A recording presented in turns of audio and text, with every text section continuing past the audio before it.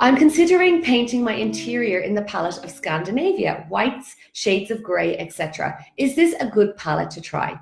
You know what? If that feels good, amazing. So that's very similar to what we're doing here in our house. So we're getting it all repainted this from Monday, and I'm super excited. So when it comes to painting your home, for me, I have two kinds of big rules when it comes to color, because there are specific rooms that will need different elements that will be better than others.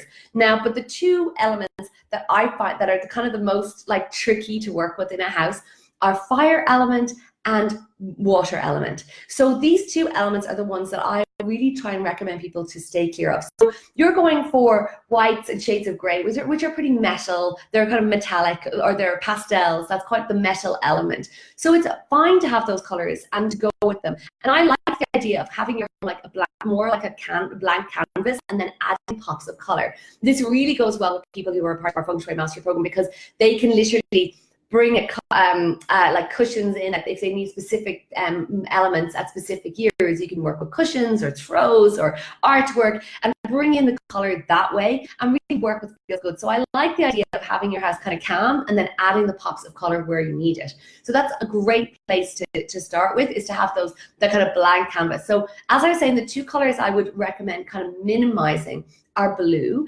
And the reason for blue being, and I'm not necessarily talking like pastel blue, it's more about those deep blues or black, like really black, like that navy, dark blue. That color is quite cooling. It's quite dampening, like if you think of water, and it has a lot to do with the emotion.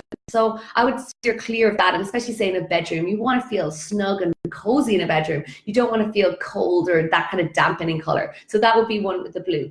And then the other side of that, we have the fire element. The fire element is fiery, so it's dangerous. It's like, it's a sense of bursting up and a lot of energy. So the fire element, I would recommend minimizing that, like not having too much fire element in your living area. Like, so, and it's okay to have like a stove or a fire. And what I mean about that is, like, it's totally cool to have pops of red, or like we have purple, or pops of color, but like having lots of red can create anger, outbursts, all of that. So right now, Fiona, you're on a good track for me in terms of going with those Scandinavian colors and then adding in the pops of colors that you want afterwards. That's brilliant.